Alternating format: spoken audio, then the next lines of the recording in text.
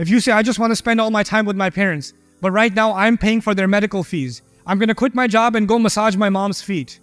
You can massage her feet, but now the doctor ain't coming because you ain't got money to pay the doctor, but good luck massaging her feet. No, this is what Islam wants. No, you lack basic intelligence. You lack even the most fundamental level of hikmah. You understand? This new short series is based on the findings of Dr. Saqib Hussain in his PhD thesis, Wisdom in the Quran, which was summarized and presented by Ustad Nu'man in front of a live audience. The link to the full paper is in the description.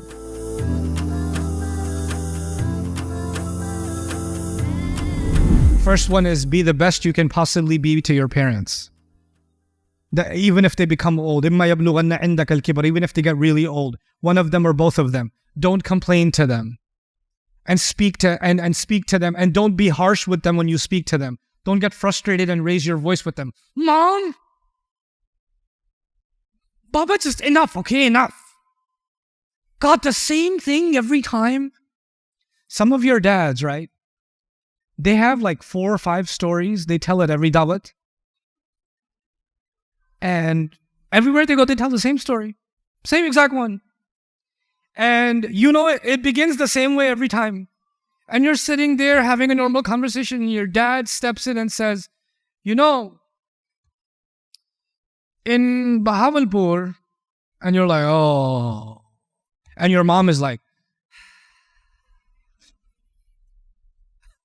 or you look down on your phone, and you get agitated. Our parents get on our nerves. They get annoying.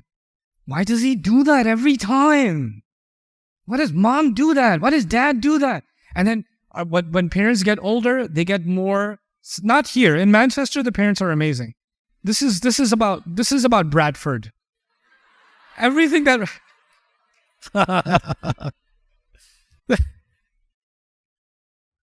So these parents, man, they get mean, they get easily angry, they start yelling and screaming for no reason, they're so stubborn, they don't want to hear anything, my way or the highway, constantly guilting and this and that. There's so much wrong with the parents. And then you seek guidance from TikTok and you find out your parents are toxic, narcissist, nuclear, radioactive.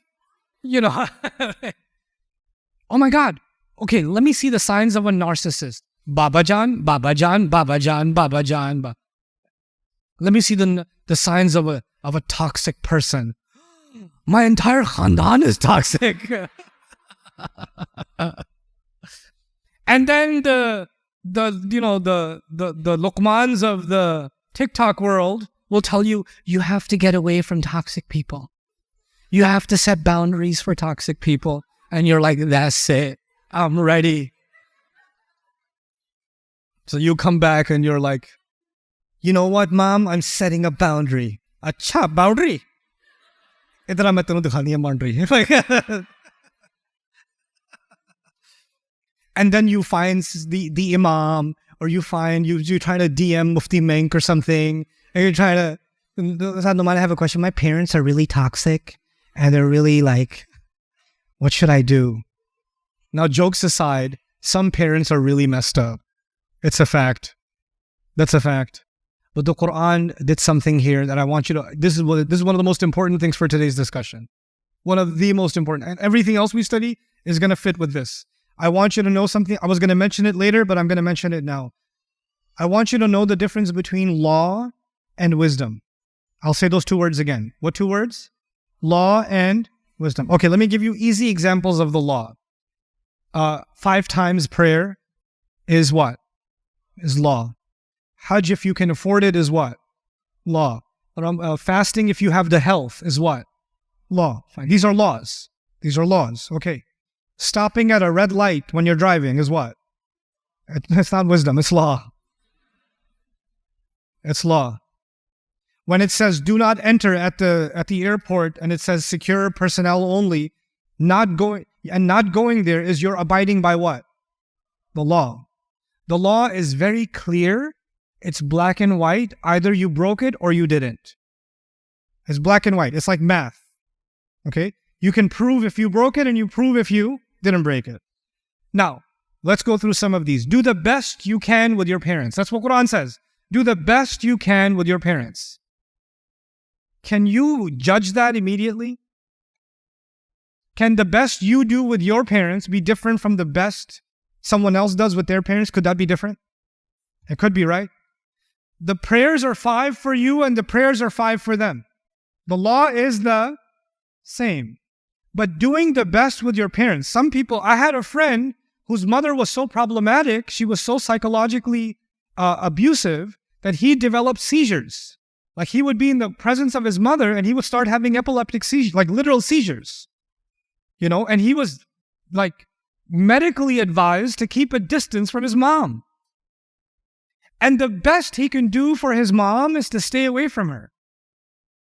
He asked me, I told him, the best you can do for now is stay away from her, because when she starts abusing you in this way, it's not just that she's hurting you. The angels are documenting this against who? Her. You're saving her from herself. That's the best he can do. In some other cases, there's a mom who got sick. She's paralyzed. She can't do anything. And I need to go help. I need to help. The son needs to go help. The daughter needs to go help and do whatever they can. But they have a job and they have kids and they have other responsibilities. So they make whatever time they can to go. And the mom says, this is not enough. I need you here the whole time. And she says, I can't, because if I do this the whole time, then I'm not going to be able to pay the rent. I'm not going to be able to provide for my kids or pay for your care or even take care of you. This is the best that I can do. You know what she's doing? She's living by the ayah. And somebody else who has free time, they have money, they have resources, and they're able to give 10 times more time to their family. So what happens? Some of you have your parents back in some other country. You have your parents in Bangladesh, you have your parents in Pakistan, you have your parents in India, Afghanistan. Afghaniya darin yani? Darim? Afghaniya astan? Okay. Jotor astan? Okay. Gab mezanem, okay? Ma practice kar darum. Okay. Anyway, so the thing is, you have parents back home and you have multiple siblings. One of the brothers stays back home. He's back in Pakistan. And some of the brothers, he got into a PhD program. He's studying at Oxford. One of the sisters, she got married. She lives in Australia. One went this way, one went this way, one went this way, right? And they're studying, they're working, they have a family to take care of all of that. And they're sending money back and they're providing and all of that. And the brother who's at home, right? He says, oh, you people go have all the fun and I have to be over here. You should be here too. You should quit your job. You should do this. You should do that. And now you're like, maybe I should leave everything and maybe I should go back because my parents deserve more. I should quit my job. I should quit my university. I should quit everything because my parents deserve that. I should just leave everything and go back to them, right? And the parents themselves are saying, I want you to stay. I don't need you here. But the other siblings are guilting you. They're guilting you. And they're saying, you're not doing your best. You're not doing your best. In these kinds of situations, you know what we've done? We're a culture that has internalized guilt. So you're always assuming you're doing something wrong. Always. The Quran says, I'll give you just one quick example. It's an ayah from Allah that Allah allowed people to put their children on ships. Surah Yasin Sharif. Pakistanis? Yasin Sharif. Allah, one of Allah's signs is that He allowed people to put their children on what? Ships. Back in the day, when you put your son on a ship, is he going to come back next weekend?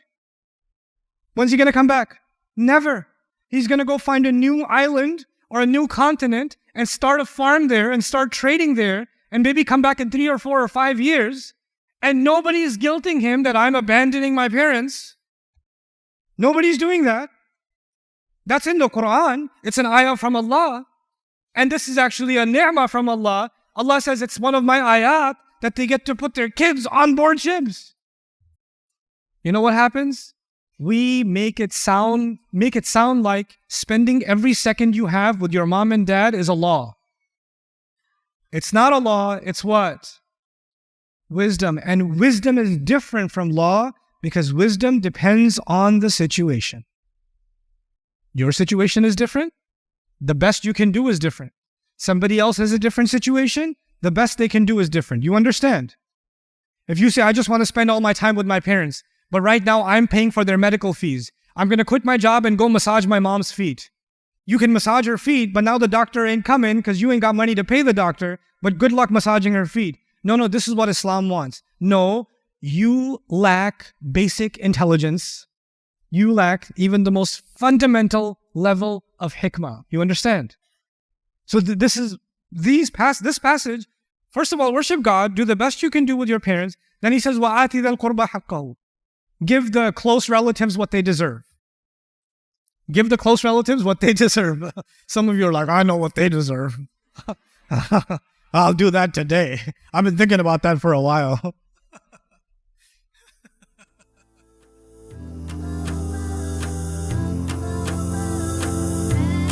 I hope you guys enjoyed that video clip. My team and I have been working tirelessly to try to create as many resources for Muslims to give them first steps in understanding the Quran all the way to the point where they can have a deep, profound understanding of the Quran. We are students of the Quran ourselves, and we want you to be students of the Quran alongside us. Join us for this journey on bayinatv.com, where thousands of hours of work have already been put in. And don't be intimidated, it's step by step by step, so you can make learning the Quran a part of your lifestyle. There's lots of stuff available on YouTube, but it's all over the place. If you want an organized approach to studying the Quran beginning to end for yourself, your kids, your family, and even among peers, that would be the way to go. Sign up for bayinatv.com.